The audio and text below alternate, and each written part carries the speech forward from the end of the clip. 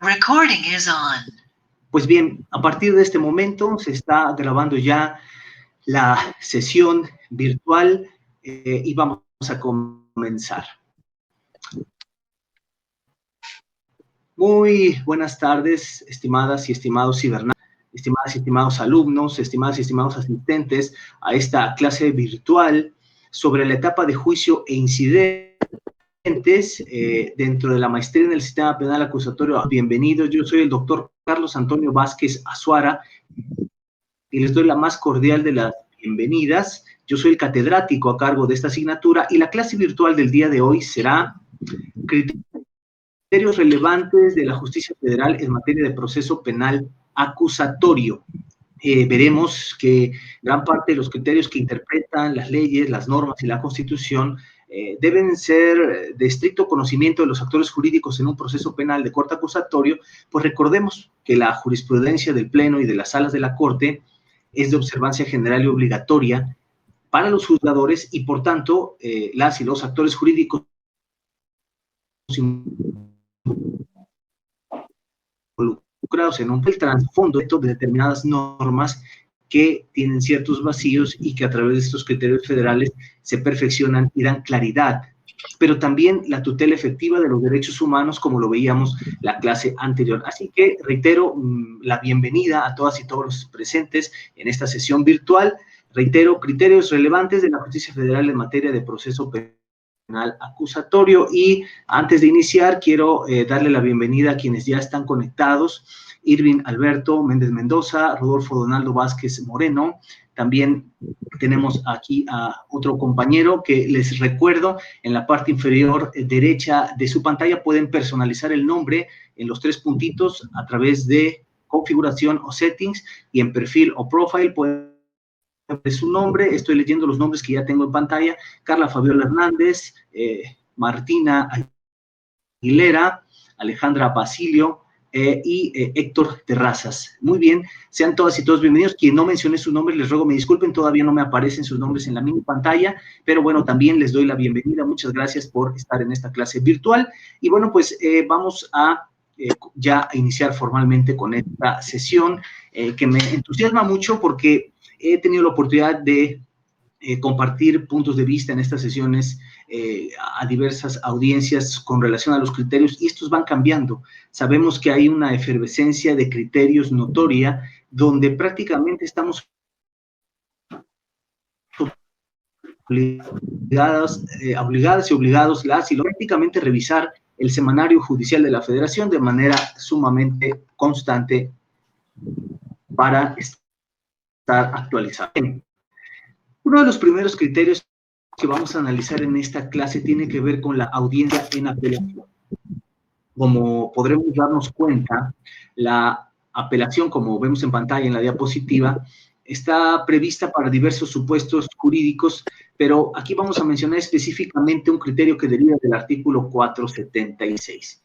Grosso modo, este artículo nos habla de la apelación, pero en alzada, y específicamente sobre la oralidad de los alegatos en audiencia en alzada, y esto, por supuesto, como parte de la naturaleza del proceso penal acusatorio, que involucra, entre otros aspectos, la inmediación como principio, pero también la oralidad como un mecanismo. Esto lo vamos a ver un poco más adelante, pero es importante hacer alusión a este criterio que tenemos aquí en pantalla.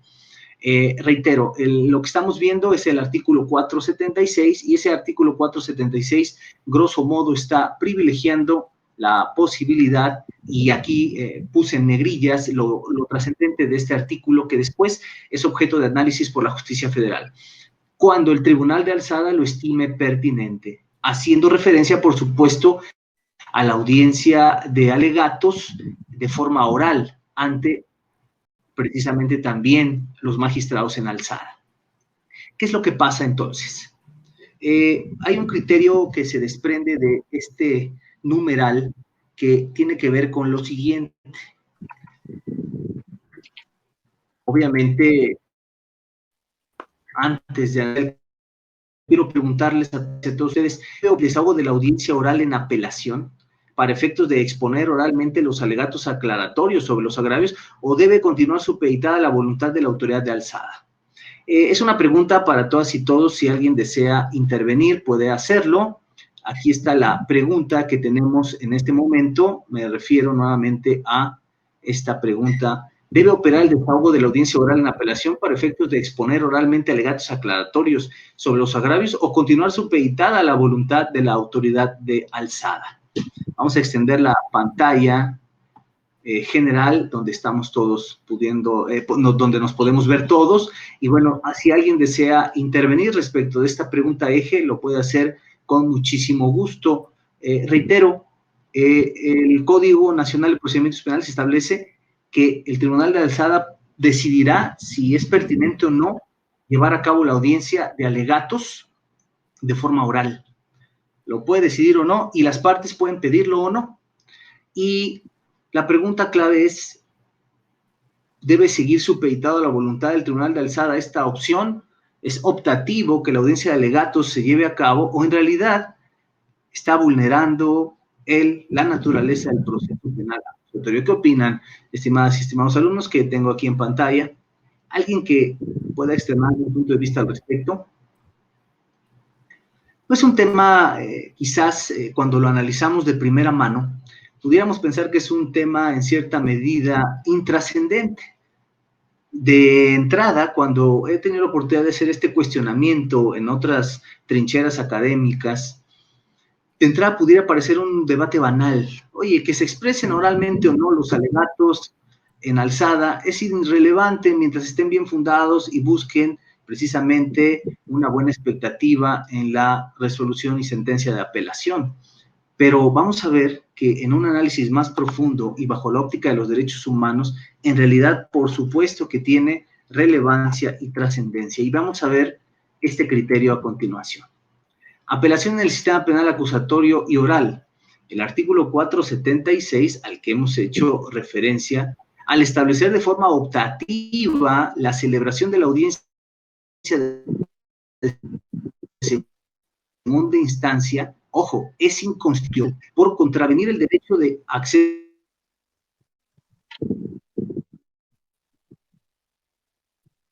aislada previa que decía precisamente que en realidad pues no tenía ninguna relevancia que fuera o no oral, que en realidad lo que importaba simplemente eran los alegatos. Pero en una nueva reflexión se establece que es inconstitucional ese numeral.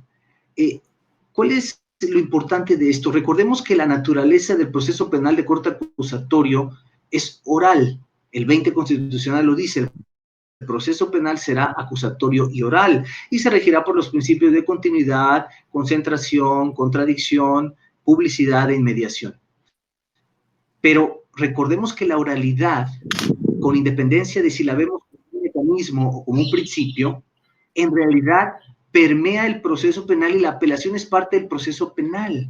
Entonces, no podríamos entender que un sistema con una naturaleza oral para efectos de esgrimir las manifestaciones y los alegatos pueda concebir la posibilidad de hacer optativa la manifestación ante quien va a resolver y sobre todo en segunda instancia. Luego entonces, bajo una perspectiva progresista, en realidad vemos que este criterio resulta acertado y este artículo ya tachado de inconstitucional. Pero ¿qué es lo que vemos? Realmente vemos que la condición tradicional de los litigantes, de los actores jurídicos, en realidad es abstenerse de pedir audiencia de alegatos en alzada, y los magistrados en alzada, pues también en todo momento consideran que no debe de llevarse a cabo dicha audiencia, que todo se seguirá basando en el papel. Bien, otro criterio que también debemos ir fraguando es el que tiene este numeral, que es ampliamente conocido por todas y todos, el artículo 20 constitucional. Este artículo 20 constitucional, entre muchos otros elementos que dan vida precisamente a los principios y a los derechos de los intervinientes en un proceso penal acusatorio, bueno, en su apartado de fracción 8 nos dice que tendrá derecho a una defensa adecuada por abogado.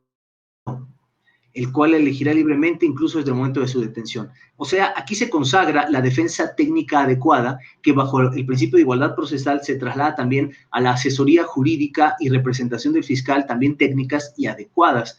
Estos son derechos humanos. Es indudable que el juzgador debe en todo momento ponderar la preparación adecuada de los representantes en el proceso penal acusatorio, ya sea el representante de la víctima o del imputado, y que estén preparados para ejercer una defensa adecuada. ¿Pero qué es una defensa técnica adecuada? Esa es la primera pregunta obligada en esto. De entrada, ¿qué consecuencias conlleva una defensa técnica deficiente? Ya lo sabemos. Puede derivar, en caso de subsistir, en la reposición del procedimiento y al mismo tiempo, en caso de que el juzgador advierta que existen estas deficiencias, solicitar que se retire la defensa, el fiscal o el asesor jurídico y en su lugar posicionar a alguien, ya sea defensor público, asesor jurídico público o un nuevo fiscal que sí pueda representar adecuadamente a la víctima. Pero la pregunta no continúa. ¿Y cuál es el límite entre una estrategia pasiva de la defensa y una defensa deficiente? Miren, hay una línea muy delgada, estimadas y estimados alumnos, entre lo que representa una estrategia de defensa pasiva y verdaderamente una defensa deficiente. El juzgador debe ser capaz de analizar esta circunstancia muy particular, el caso concreto, para no cometer un error de expulsar a un defensor que está llevando a cabo una defensa pasiva, pero también advertir cuando en realidad está excediendo esa pasividad y ya incurre en una prácticamente falta al conocimiento y a la defensa técnica como derecho humano. Y entonces aquí nuevamente extiendo la pantalla para todas y todos. ¿Alguien quiere opinar cuál sería ese límite? ¿Qué opinan sobre esa defensa técnica y adecuada? Estamos en presencia de alguna circunstancia que deba o pueda darnos un cierto parámetro, o en realidad pues prácticamente es un criterio a libre albedrío del juzgador. ¿Qué opinan ustedes? Yo quisiera dar un punto de vista, algo? Doctor. ¿Sí me escucha, doctor? Sí, por favor, adelante. Así es, correcto, Rodolfo, adelante, por favor. Hay un criterio federal también muy interesante, el cual advierte que la falta de éxito de la teoría del caso del defensor no implica una vulneración al derecho fundamental de la defensa técnica y adecuada, toda vez que en el examen sobre si efectivamente llevará a cabo la estrategia más afín a los intereses del inculpado, escapa de la función jurisdiccional, pues ese rompería con el principio de libertad probatoria. Es muy interesante porque ahí es donde da un abanico de posibilidades a que el juzgador no tiene la responsabilidad de pues, prever al defensor en su defensa técnica y adecuada, que esto también es una consecuencia negativa, toda vez que se puede pues justificar el defensor con este tipo de criterios, ¿no? Muy bien, Rodolfo Donaldo Vázquez Moreno, te agradezco la gentileza de la intervención y estoy de acuerdo contigo. Ese criterio que mencionaste en este momento y que compartimos para todos quienes se encuentran conectados en este momento, es un criterio muy interesante que vamos a ver más adelante y en efecto, prácticamente hay una línea muy delgada entre lo que representa una defensa pasiva y una defensa eficiente, y criterios como el que nos acabas de compartir y el que vamos a ver en este instante pudieran servir como colchón para darnos en cierta medida un aliciente para justificar la pasividad, pero esta en demasía puede representar ya más adelante continuar una reposición del procedimiento por por vulneración franca a este derecho humano. Entonces, gracias, Rodolfo, por tu participación y, en efecto, veremos que en concordancia con lo que nos comenta su compañero, vemos aquí este interesante criterio que establece, nada más haciendo alusión al rubro, defensa adecuada en su vertiente material para declarar la violación a este derecho. Es necesario que las fallas o deficiencias de la defensa no sean consecuencia de la estrategia planteada por el abogado defensor. Y aquí vemos qué elementos tomará en cuenta el juzgador para identificar cuando estamos en presencia de una franca violación a la defensa técnica adecuada o cuando en realidad estamos en presencia de una estrategia. Recordemos que la defensa puede ser activa o pasiva.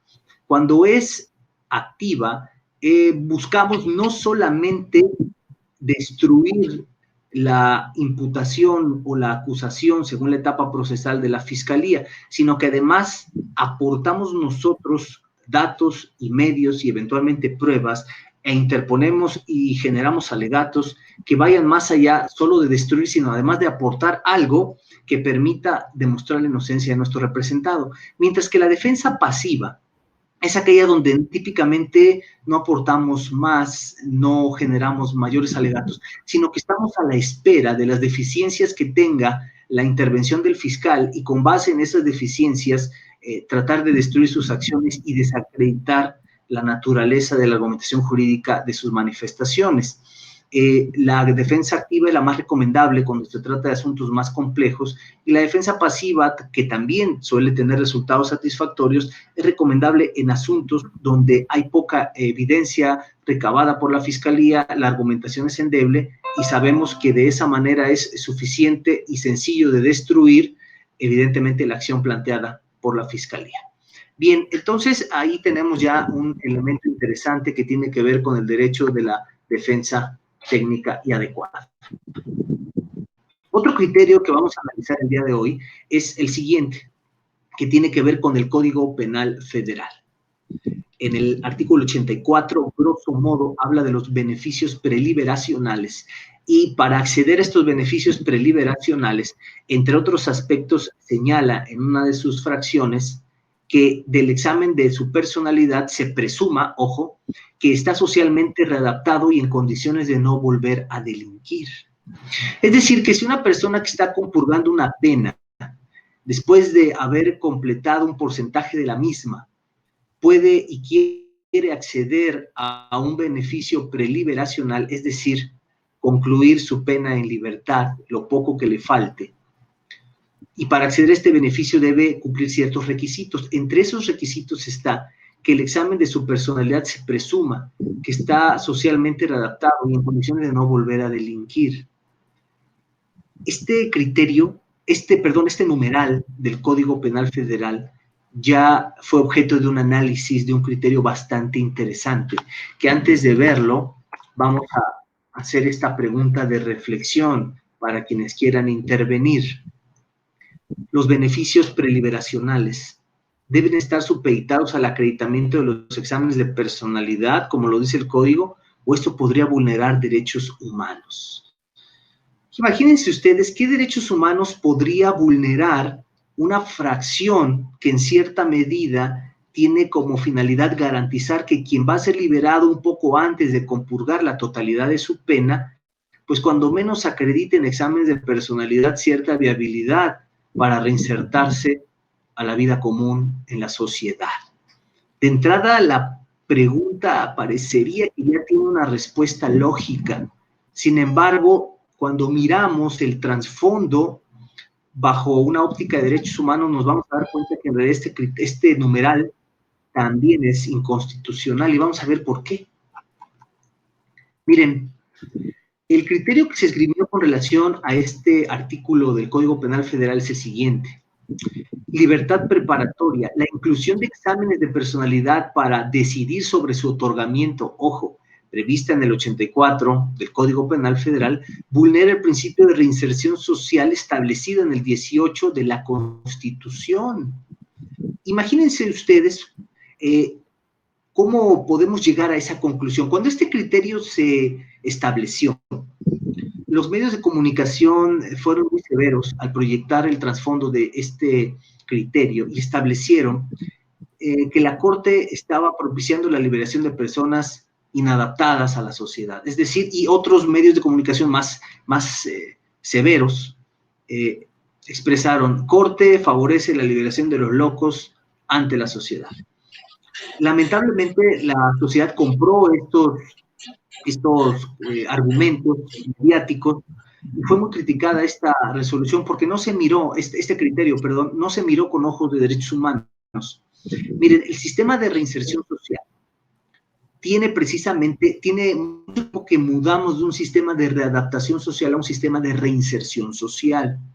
La diferencia es radical. Readaptar es modificar un comportamiento, volver a adaptar algo que se desadaptó. La reinserción social, en cambio, es insertar nuevamente algo en un lugar donde previamente había sido retirado, reinsertar, no readaptar. Nosotros tenemos un sistema actual de reinserción social. ¿Por qué este sistema tiene este denominativo?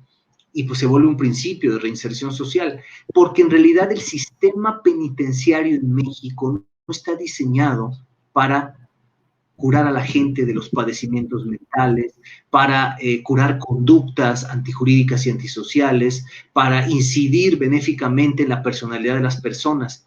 Es un sistema de reinserción, de tal suerte que pedirle a una persona que te acredite exámenes de personalidad para poder acceder a un beneficio preliberacional sería tanto como pedirle algo que no le puedes dar recluido en los centros penitenciarios.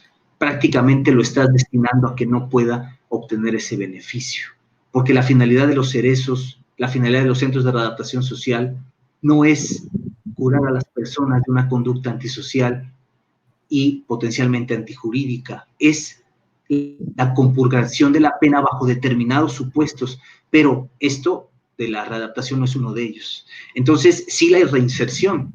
Entonces, la pregunta clave aquí fue, si no le permites ese beneficio preliberacional como quiera, cuando compurgue la pena va a salir, con el mismo desorden de personalidad, como quiera va a salir, porque la finalidad del sistema de readaptación no es curar a las personas de padecimientos mentales o de desórdenes de personalidad, es la compurgación de la pena bajo determinadas características. Luego, entonces, exigir algo que no puedes obtener recluido sería tanto como coartar el derecho a la reinserción social.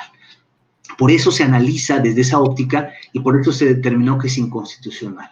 Si tuviéramos nosotros que acceder a un beneficio preliberacional de nuestros representados y por supuesto que se nos presentara esta objeción, sabemos que con este criterio y esta óptica de argumentación de derechos humanos podríamos obtener la preliberación sin problema alguno. Bien, entonces vamos a continuar analizando otros supuestos, otros criterios importantes en el proceso penal acusatorio, muchos de ellos con incidencia directa en la etapa de juicio, pero acuérdense que la etapa de juicio es la cereza del pastel, la etapa de juicio es el momento cúspide del proceso penal acusatorio que deriva en una sentencia que puede ser condenatoria o absolutoria, pero la cereza del pastel es la sumatoria de todo el esfuerzo que se ha vertido a través de procedimientos previos que fueron prácticamente fluctuando en etapas iniciales, en intermedia, para llegar finalmente a la de juicio. Entonces, es importante conocer estos criterios que, reitero, inciden directamente en la etapa de juicio como una sumatoria de todo lo que ya hemos trabajado en etapas previas y donde prácticamente es la cúspide para obtener la resolución favorable a nuestros representados. Entonces, por eso es importante tener presente todo esto. El acceso a la carpeta de investigación. Fíjense que aquí hay un criterio muy interesante y hay criterios encontrados y quien quiera externar su opinión, reitero, quienes quieran participar, voy a extender nuevamente la pantalla en su totalidad. Quienes quieran participar, veo a quienes están conectados aquí y les agradezco su conexión totalmente en vivo y esta interacción de clase virtual. Quienes quieran participar respecto de las preguntas de reflexión que estoy lanzando, pueden hacerlo, pueden en ese momento, en la parte inferior izquierda hay una manita, quien quiera levantar la mano e intervenir o simplemente aperturar su micrófono e intervenir, lo pueden hacer. Si no, al final, como quiera, voy a dar un espacio de preguntas y respuestas, pues, si pueden ir anotando sus dudas, sus comentarios, sus opiniones, y también al final voy a dar un espacio. Pero quien quiera hacerlo en este momento que estoy hablando, por favor, aperturen sus micrófonos, pueden hablar directamente conmigo, aperturar sus cámaras, no hay ningún problema. Entonces, aquí ya tenemos esta visión completa de nuestro esquema de plataforma de interacción virtual. Entonces, regreso a la pantalla donde están las diapositivas en transición. Entonces, regreso, acceso a la carpeta de investigación.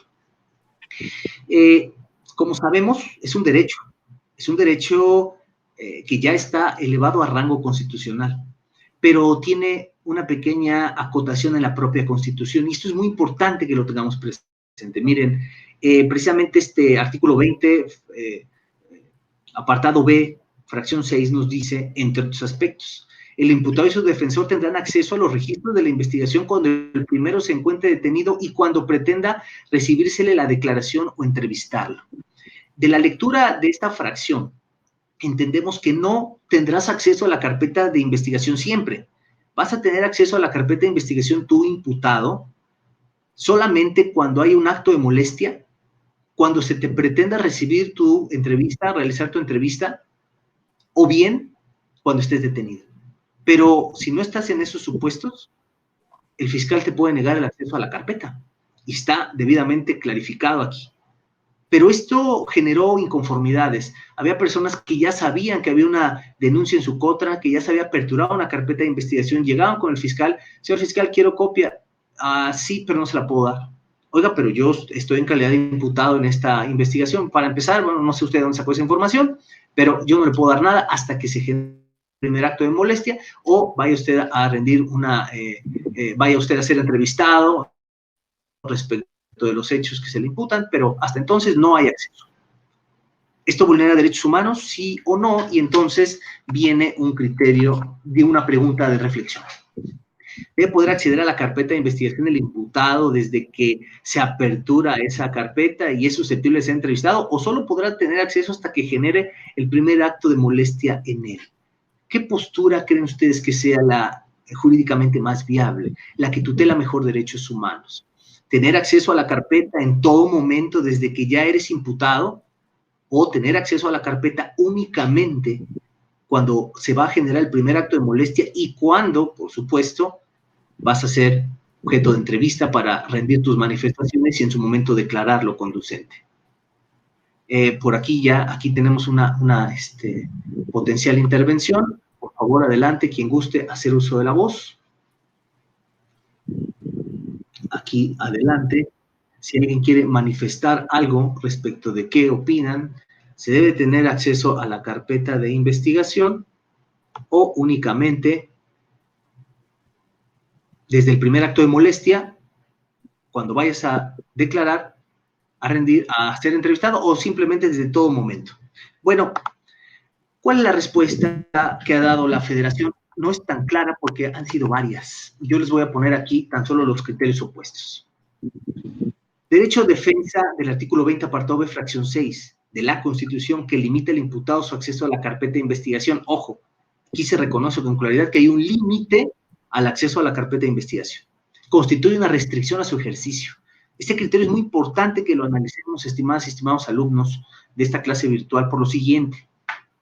Miren, dice aquí que si bien es cierto, hay un derecho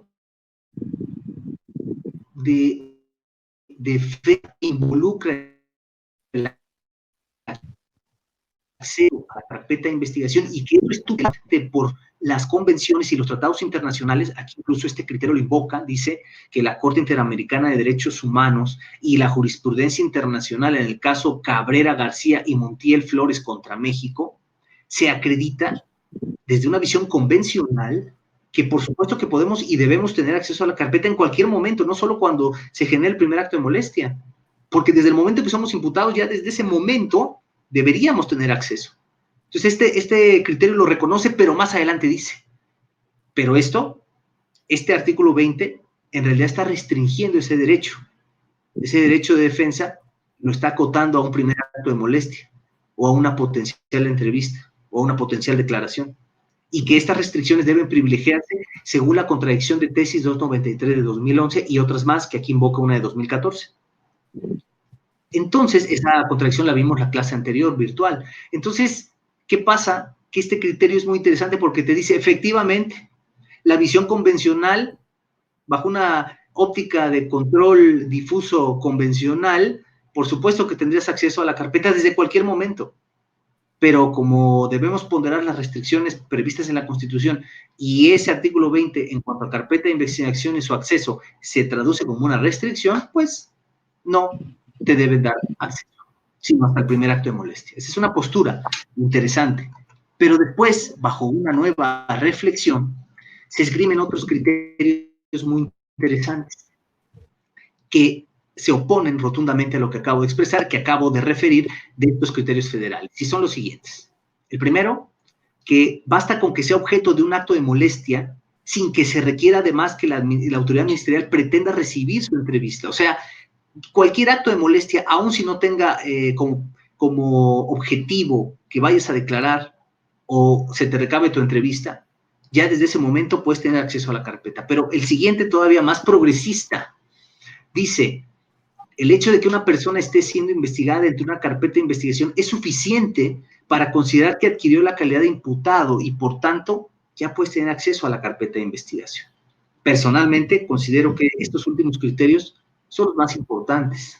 Por supuesto que desde el momento en que mi nombre figura en una carpeta de investigación como imputado, tengo derecho a saber por qué se me imputa y qué puedo hacer potencialmente para comenzar a fraguar mi defensa.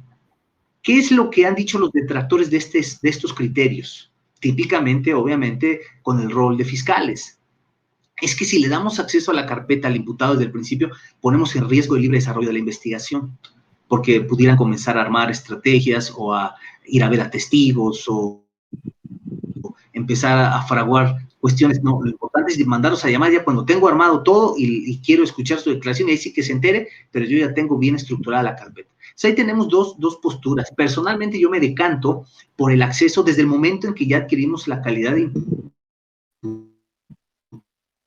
imputados, es decir, desde el primer momento de lectura y somos imputados, desde ese momento ya es importante que podamos tener acceso. Pero bueno, ahí tenemos dos posturas distintas y es importante que en todo momento podamos referenciar. Estas últimas, reitero, son a mi consideración progresistas y además son las más novedosas en tiempo, son más recientes que la anteriormente invocada. Bien. Relevantes en el proceso penal de corte acusatorio, ahora vamos a ver uno relacionado con la prisión preventiva justificada. Artículo 168, peligro de sus... Esto es muy importante. Recordemos que las medidas cautelares, entre otros aspectos, tienen como finalidad garantizar la asistencia del imputado a juicio.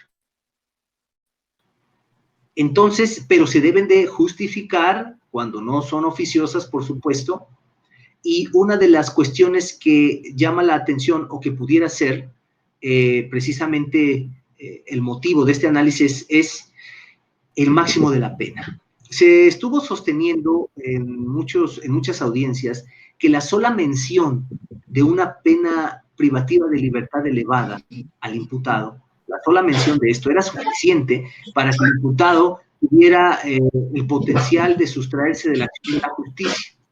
Es decir, que tú, imputado, estás acusado por un delito cuya pena puede ser de 7, 8 o 10 años. Y esta mención ya te causó un impacto, entonces, al solo escucharla, vas a tener tu posibilidades de sustraerte de la acción de la justicia y te vas a ir. Entonces, por eso, con eso justifico. Como tú ya sabes que tu pena puede ser elevada, te vas a ir y entonces bajo esa justificación te la impongo, porque hay temor fundado y expreso de que te sustraigas de la acción de la justicia. Esto se estuvo aplicando en muchas audiencias y entonces surge esta pregunta: ¿se justifica el temor de la sustracción de la acción de la justicia con el conocimiento que tenga el imputado del máximo de la pena que en su caso pudiera llegar a imponérsele? En realidad, yo, sabedor de una posible pena elevada, ¿ya eso es causa de justificación para que yo me pudiera sustraer de la acción de la justicia? Y entonces, la justicia federal nuevamente nos da claridad al respecto y nos dice: prisión preventiva, pena máxima como única razón para justificar su imposición como medida cautelar, vulnera el principio de presunción de inocencia. Precisamente esto es importante, la presunción de inocencia como un derecho humano que debe priorizarse del sistema de justicia penal. Entonces, si vas a justificar la medida más agresiva, la última ratio, la medida cautelar que tiene como finalidad privar de la libertad a alguien, por temor fundado de la sustracción de la acción de la justicia, no lo puedes fundar solamente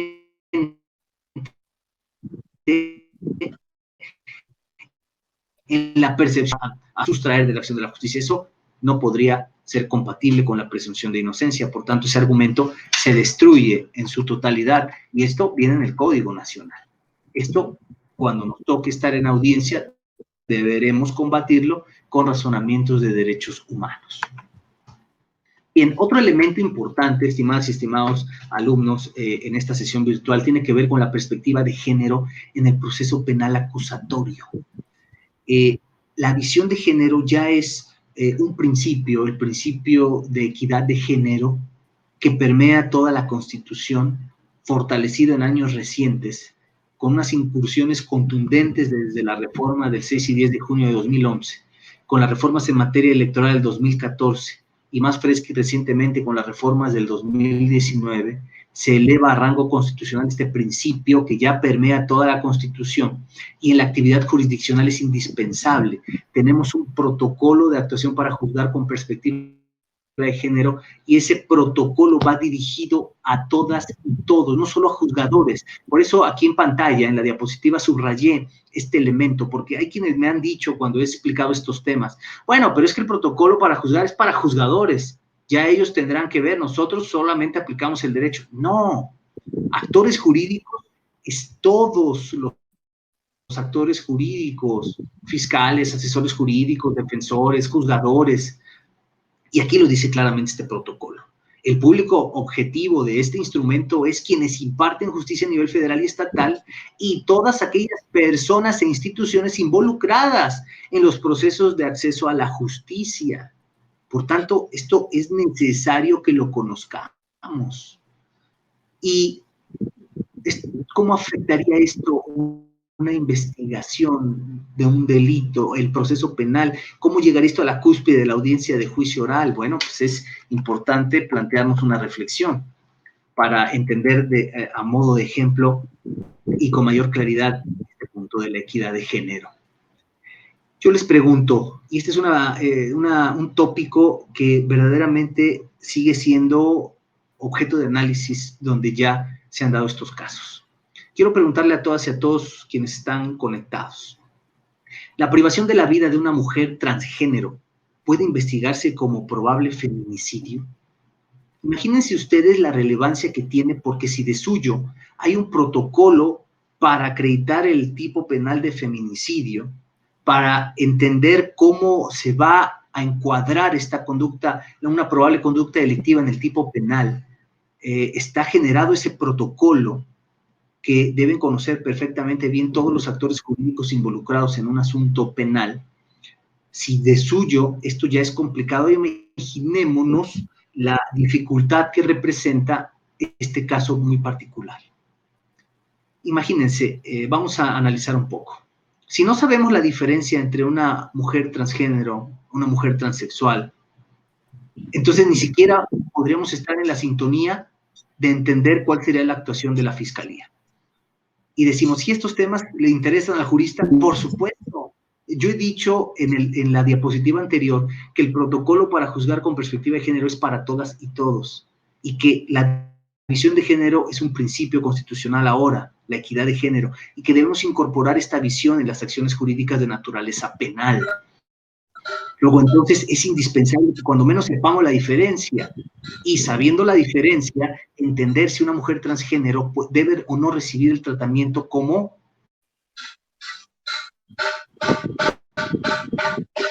precisamente una...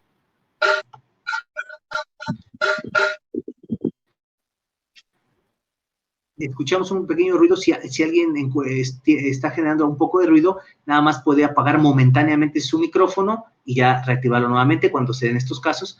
Bien, reitero, he ampliado la pantalla a quienes están precisamente en línea. Si alguien quiere opinar sobre este punto, y si no, reservar su punto de vista para el final.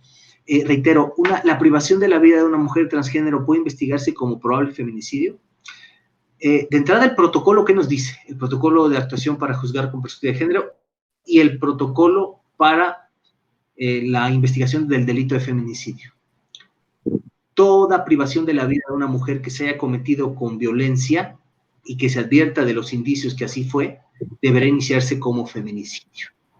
Ya si más adelante se acredita que no se dan los elementos necesariamente, puede variarse, reclasificarse el delito, pero de entrada se inicia como feminicidio. Una mujer transgénero es una persona que, siendo de un origen sexual distinto, es decir, masculino, asume el rol femenino, se asume como mujer y lleva a cabo un rol femenino en su vida cotidiana. Una mujer transgénero precisamente es aquella que ha transitado de un género masculino inicial, concordante con su identidad sexual, y que ahora se asume con un rol femenino, adopta el rol de mujer. Es una mujer transgénero. Luego, entonces, ¿qué ha pasado con este tipo de asuntos? Ya hubo casos. Miren, detrás de este criterio nos da un poco de claridad sobre esto, pero quien no está preparado en temas de derechos humanos y en visión de género, lo primero que va a hacer es, oye, pues no, es que no es mujer, es hombre, entonces inícialo como homicidio genérico, punto. El ojo impreparado, el actor jurídico impreparado en estos temas, simplemente le da una continuidad como si se tratara de un homicidio genérico. Pero aquí veremos la claridad que nos dan los criterios federales y la visión de derechos humanos. Feminicidio. En cumplimiento de las recomendaciones de la Corte, y ojo, aquí ya se refiere al famoso y emblemático caso del campo algodonero del que derivó la incorporación del delito de feminicidio, los datos de violencia previa y concomitante al asesinato de una mujer son elementos que deben conducir a la clasificación de los hechos en este delito. Es decir, ya el feminicidio tiene un trato muy particular respecto del género femenino. ¿Y qué pasó en un caso emblemático? El primer caso en la Ciudad de México, precisamente en 2016, el caso de Paola Buenrostro, primer feminicidio reconocido en la Ciudad de México de una mujer transgénero, y precisamente los medios le llamaron transfeminicidio. Pero la Comisión de Derechos Humanos de aquella ciudad decidió que precisamente debió dársele el tratamiento de feminicidio a la privación de la vida de una mujer transgénero, porque lo que en realidad este tipo penal busca es sancionar de una manera más contundente una conducta violenta contra una persona por razón de su género femenino.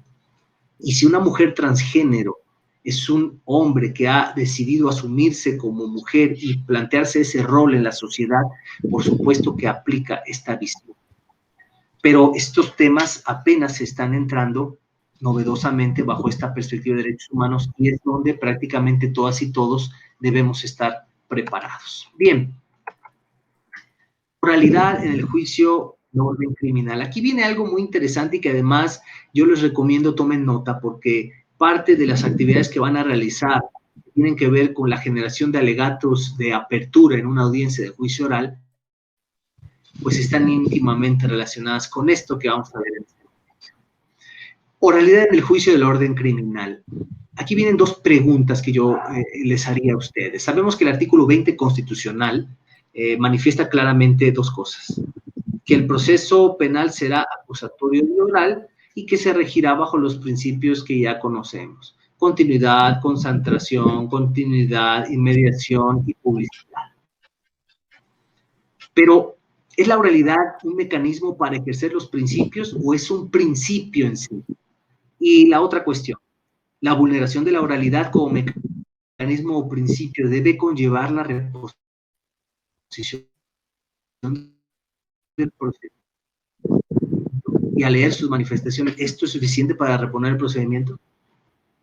¿Es la oralidad un principio o solamente es un mecanismo para que los demás principios se puedan materializar? La respuesta a estas preguntas, para empezar, no es sencilla. La doctrina y el aparato normativo vigente no se han puesto de acuerdo. La justicia federal tiene criterios encontrados, pero lo más importante, que esto es de suma relevancia porque puede tener trascendencia en el fallo. No estamos sobre un debate insulso de naturaleza doctrinaria, estamos hablando de una circunstancia que repercute directamente en el éxito o fracaso de un proceso penal acusatorio. Y vamos a ver entonces por qué. Bueno, de entrada, aquí hay dos criterios muy interesantes. El primero nos dice que en la formulación de la imputación en el sistema acusatorio, si en la audiencia relativa, ojo, el Ministerio Público solo dio lectura íntegra a aquella y a los datos de prueba en que se apoya, sin exponer los argumentos de su postura ni los datos de prueba que la acrediten, por supuesto que infringe el principio de oralidad y las formalidades esenciales del procedimiento. Ojo, este criterio nos dice que la oralidad es un principio, pero el artículo 20 no lo maneja como principio. Dice, el proceso penal será acusatorio y oral y se regirá por los principios pero no menciona que la oralidad sea un principio. Pero este criterio ya lo adopta como un principio. En la doctrina todavía seguimos advirtiendo autores, juristas que lo plantean como principio y otros que lo plantean como mecanismo. El siguiente criterio también es interesante porque dice que en amparo indirecto en materia penal, los efectos de la sentencia que se concede por considerar que con la lectura de las constancias de la carpeta de investigación al formular la imputación se infringe el principio de oralidad. Ojo, miren, la vulneración del principio de oralidad no es que queramos obligar a los actores jurídicos a expresarse con elocuencia ante el juzgador, como ocurre en las películas de Tom Cruise de Cuestión de Honor, y que como queremos que se vea elegante, pues por eso lo hacemos. Pero pues déjenle leer a la gente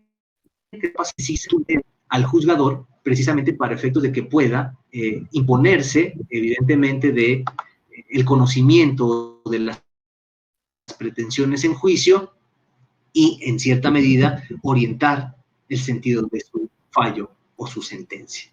Es un compromiso muy fuerte que involucra la estructuración adecuada de la teoría del caso, y la oralidad, ya sea como principio o como mecanismo, es trascendente.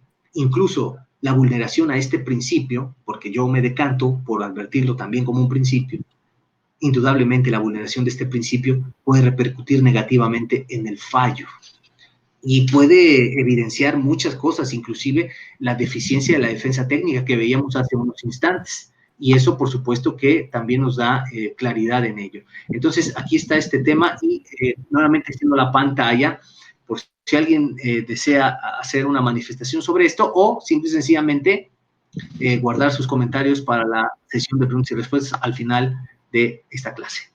Bien. Sí, continuando entonces nos damos cuenta que esto es de suma relevancia, porque la oralidad como mecanismo o principio, independientemente de ello, es trascendente. Miren, aquí vemos algo muy interesante, otro criterio, pero es un criterio que debemos tomar porque es opuesto a lo que acabo de mencionar. Este criterio, por el contrario, nos dice que el principio de oralidad, si se vulnera, pues sí, es un franco deterioro a la naturaleza del proceso penal acusatorio, pero que no importa. Observen esto. Alegatos de apertura y de clausura del Ministerio Público. El hecho de que éste los lea en la etapa de debate de juicio oral, ojo, ustedes no van a hacer eso. Es una cuestión que no trasciende en el resultado del fallo. Esto es opuesto a los criterios que les leí previamente, que les referí previamente, porque en realidad aquí está consintiendo que si el fiscal se dedica a leer, bueno, pues sí es una franca violación del principio de realidad, pero si esto no trasciende del fallo, no hay por qué reponer. O sea, es una invitación abierta, que si el fiscal no va bien preparado, pues simplemente pueda optar por ese sistema tradicional donde prácticamente el sistema inquisitivo mixto, donde todo era por escrito y prácticamente era más cómodo expresar en grandes cantidades de texto lo que se pretende en juicio, pero eso tampoco ayuda a la inmediación, a esta presencia del juzgador en todo momento para que asimile las circunstancias particulares de la teoría del caso. Bien, y a propósito de la teoría del caso, bueno, ¿cuál es el sustento normativo de la teoría del caso? Yo les dije que si buscamos en un ordenamiento jurídico vigente, Código Penal, Código Nacional de Procedimientos Penales, alguna otra ley federal, estatal, nacional, no vamos a encontrar la teoría del caso. Lo que vamos a encontrar en realidad es la obligación de estructurar la conjunción del elemento fáctico, del probatorio y del jurídico, que en esencia es la teoría del caso. Pero, ¿quién nos da entonces claridad sobre la teoría del caso? Aquí lo vemos. Este criterio.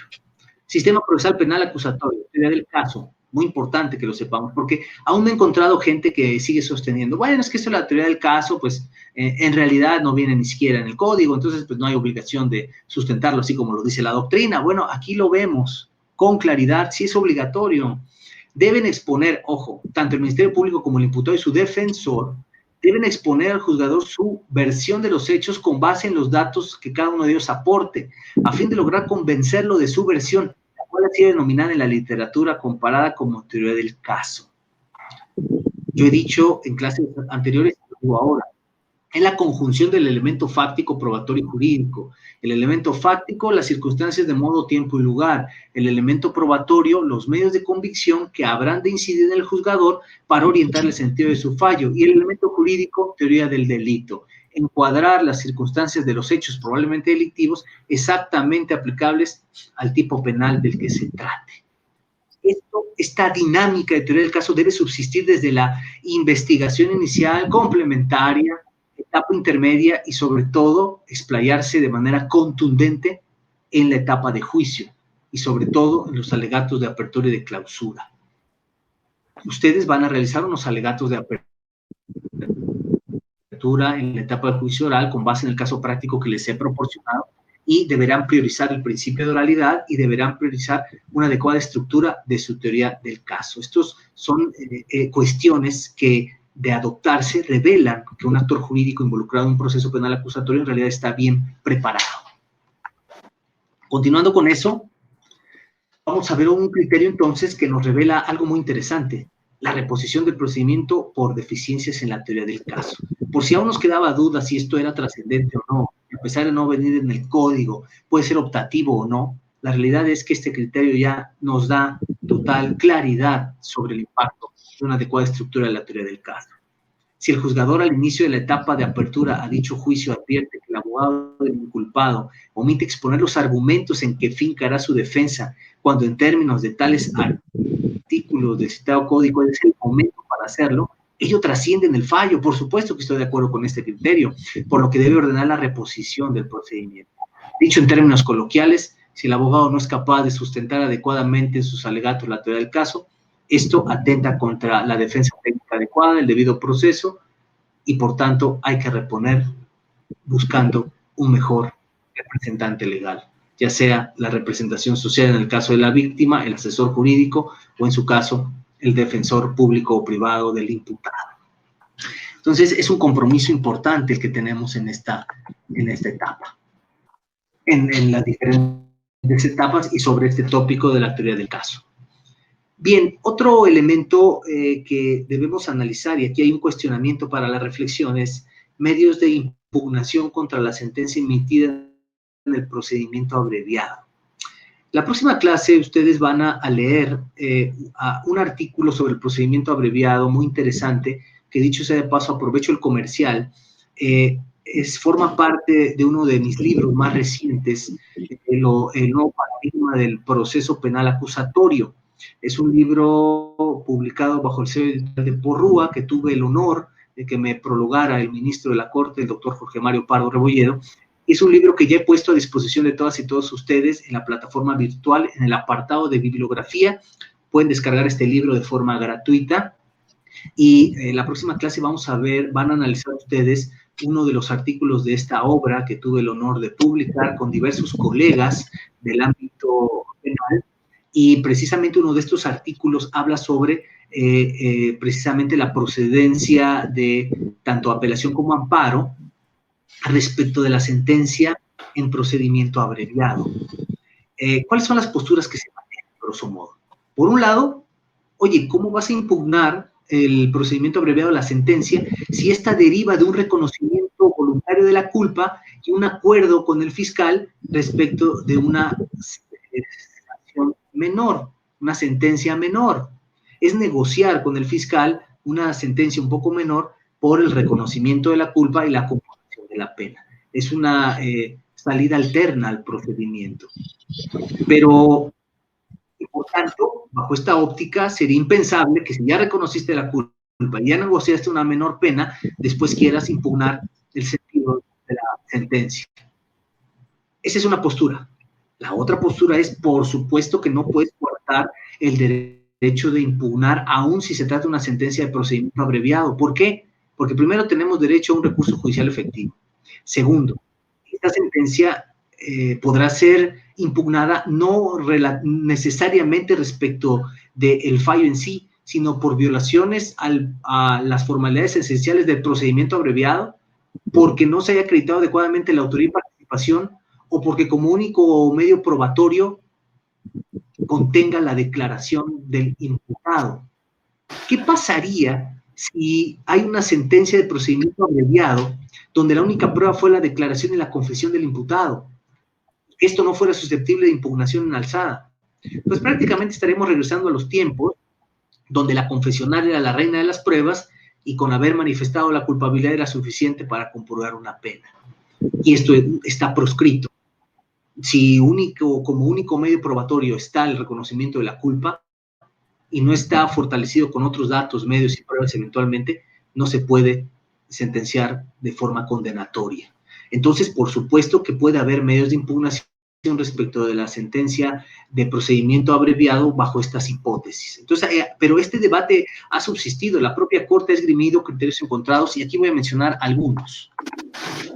Por ejemplo, respecto al procedimiento abreviado, aquí hay dos. Pena impuesta en el procedimiento abreviado. La víctima ofendió el delito no puede impugnar su proporcionalidad en amparo directo. Lo tiene proscrito porque ya negoció a través del fiscal. Y el procedimiento abreviado, cuestiones que pueden ser revisables en la apelación interpuesta en contra de la sentencia definitiva que deriva de él. Aquí es exactamente lo mismo. Este criterio establece cuáles son los únicos elementos que podrán ser susceptibles de revisión en impugnación, que tienen que ver precisamente con esto que he venido refiriendo. El grado de autoría y participación, los datos de prueba, las formalidades esenciales del procedimiento abreviado, entre otros aspectos. Entonces, ustedes harán un análisis de estos medios de impugnación tratándose de procedimiento abreviado para clases subsecuentes.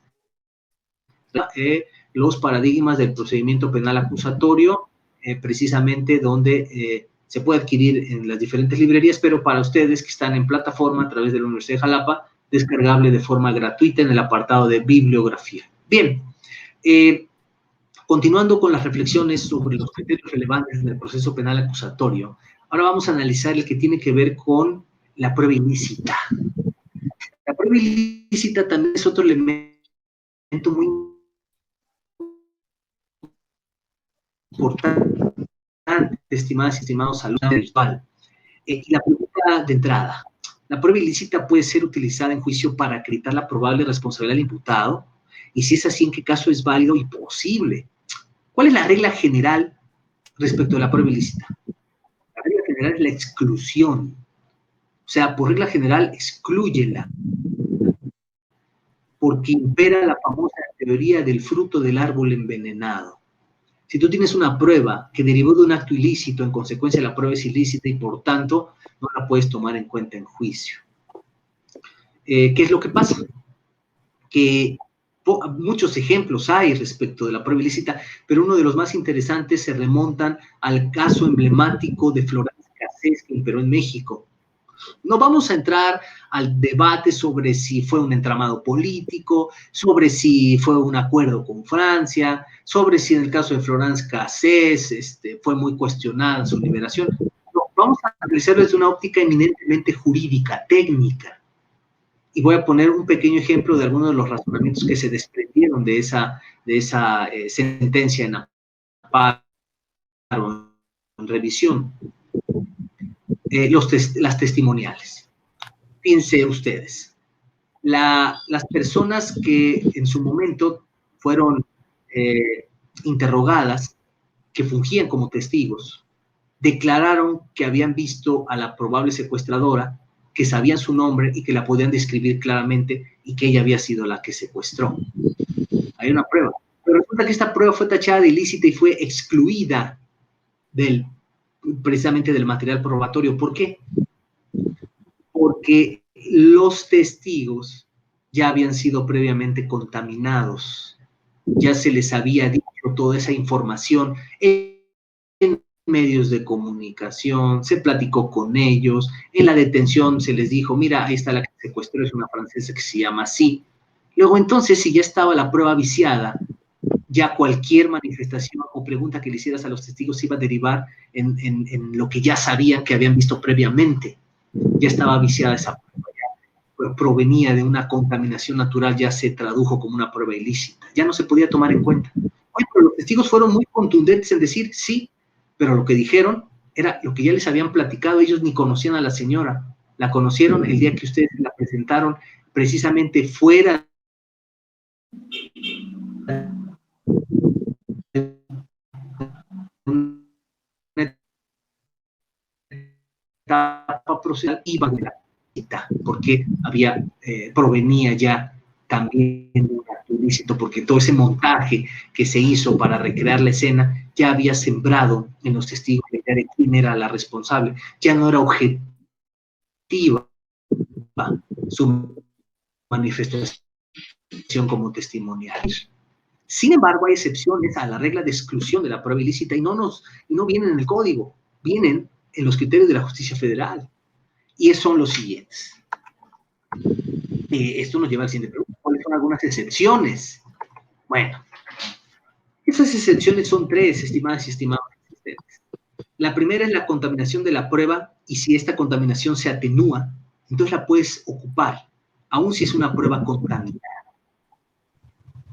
Es decir, ¿cuál sería un ejemplo interesante para integrar una prueba ilícita de forma excepcional? Es decir, excluyendo esa regla general de exclusión de la prueba ilícita y hacer una excepción bajo la contaminación de la prueba, obviamente atenuada esta contaminación. Bueno, había, por ejemplo, cuando un testigo puede ser objeto de una amenaza y por esa amenaza, evidentemente, que pretende declarar en un sentido, ya su testimonio estaría viciado, porque evidentemente pudiera provenir de un acto de coacción. Pero si ese acto de coacción se extingue y la razón por la que la testimonial pudiera estar viciada se extingue, se atenúa, y ese testigo ya no siente temor de poner en riesgo su vida, pudiera explayarse de manera adecuada en el procedimiento, y entonces eventualmente una prueba que pudiera ser objetada por la contraparte por provenir de un acto de coacción y no ser objetiva, al atenuarse, pudiera ya incorporarse y entonces pudiera ser una excepción a esa regla genérica de exclusión. En el caso de una fuente independiente para la prueba, tenemos el caso muy tradicional del cateo. Si se lleva a cabo un cateo sin orden o sin cumplir con las formalidades esenciales de los cateos, y adentro se encuentran, por ejemplo, videos que acreditan las videograbaciones de actos delictivos cometidos, esos ya no se podrán ofertar como prueba porque provienen de un cateo que es ilícito, y por tanto todo lo que encontraste ahí lamentablemente no se puede ocupar, aunque acredite claramente el acto delictivo. Sin embargo, si hay un testigo adicional o hay un propietario de esos videos, incorporarlos al juicio, con independencia de que hubieran sido encontrados por un hallazgo, pero tiene una fuente independiente al cateo, pueden ser introducidos, y esa se traduce como una excepción a la regla de exclusión también de la prueba ilícita. Y finalmente, que la prueba hubiera sido descubierta inevitablemente, reiterando el caso del cateo. Bueno, pues tú entras a una casa por autorización de una persona que está siendo objeto de maltrato o de violencia, ingresa sin orden, porque precisamente pidió autorización que vive ahí,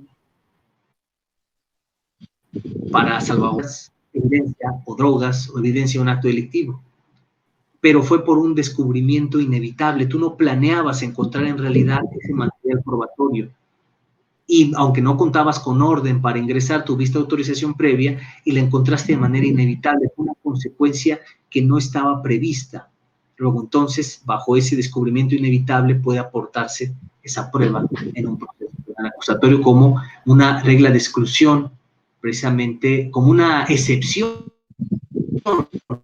a la regla de exclusión de la prueba ilícita. Entonces nos damos cuenta que los criterios federales son los que nos dieron claridad sobre las excepciones a la regla de exclusión de la prueba ilícita. Bien, de esta manera, queridas y queridos asistentes, podemos llegar ya al cierre de estas reflexiones que precisamente tienen como finalidad demostrar que son dos grandes elementos que debemos incorporar a nuestro rol como actores jurídicos en un proceso penal acusatorio.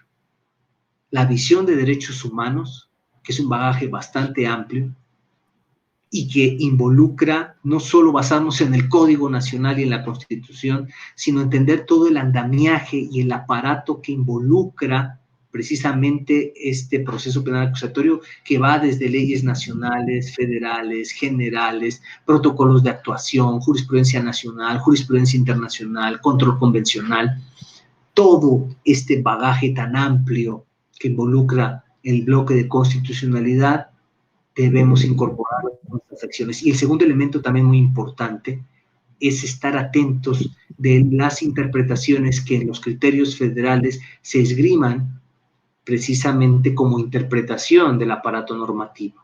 Porque la ley puede decir algo, pero si la jurisprudencia la interpreta y nos da orientación sobre cómo entender esos numerales, será lo que impere.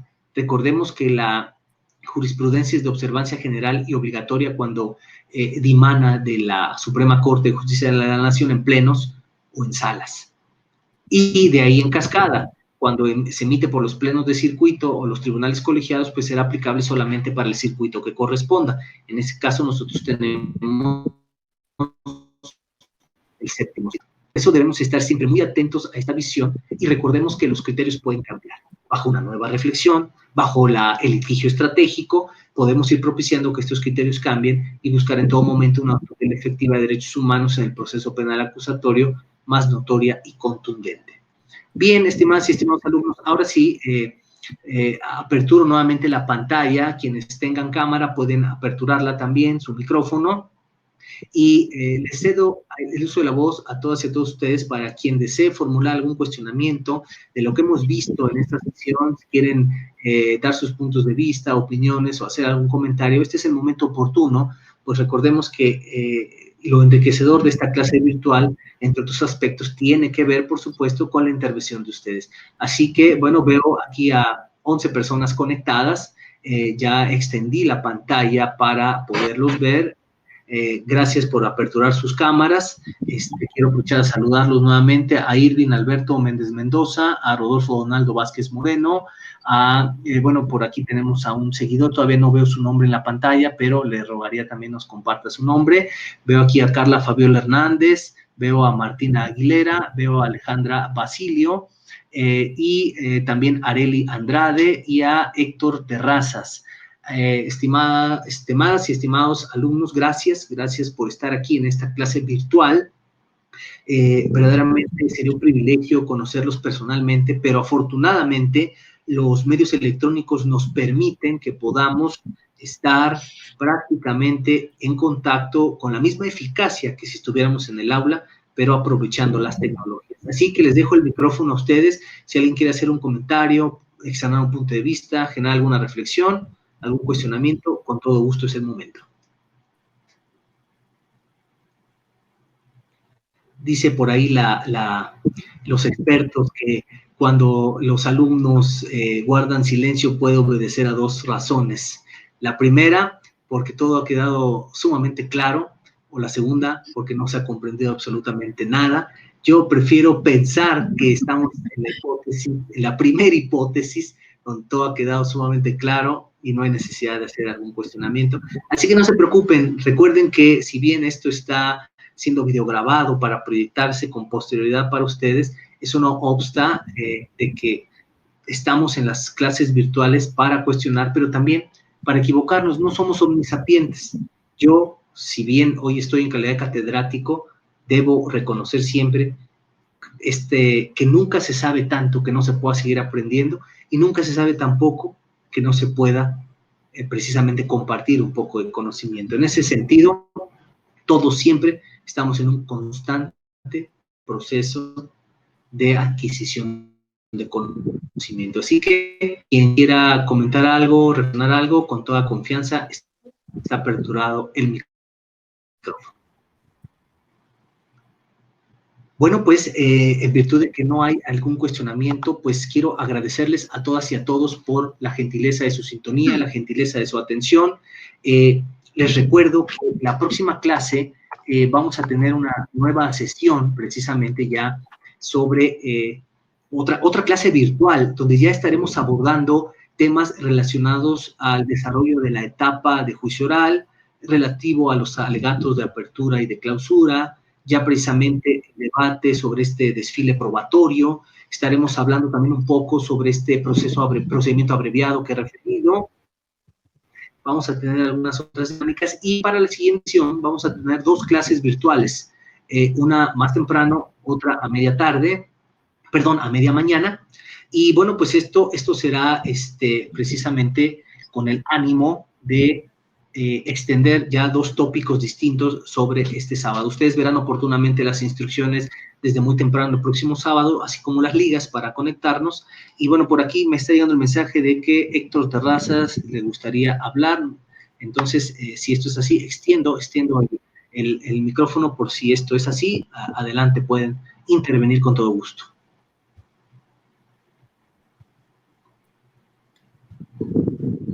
Muy bien, entonces continuamos. Entonces, de esta manera estamos cerrando, estimadas y estimados alumnos, esta clase virtual. Reitero mi agradecimiento a todos ustedes por su puntual asistencia, precisamente. Nos veremos el próximo sábado con 2 clases virtuales más, donde encontrarán ustedes las ligas oportunamente y los horarios de la transmisión. Y si no hay nada más que agregar, les quiero agradecer. Yo soy el doctor Carlos Antonio Vázquez Azuara. Esta es la materia de etapa de juicio e incidentes en el marco de la maestría en el sistema penal acusatorio adversarial, y el tema que abordamos el día de hoy fue criterios relevantes de la justicia federal en materia de proceso penal acusatorio. Quedará esta clase videograbada para poder ser consultada las veces que ustedes lo deseen a través de la plataforma de la Universidad de Jalapa, y también en mis redes sociales a través de Facebook. Podré subirla para compartirla con todas y todos ustedes, y además quien desea nutrirse también con lo que hemos comentado en esta sesión. Muchísimas gracias, queridos y queridos alumnos, les deseo una excelente semana y nos vemos el próximo sábado para más clases virtuales sobre la materia que nos ocupa. Que tengan también un excelente día y, por supuesto, que haya sido sumamente provechoso para todas y todos ustedes. Hasta pronto.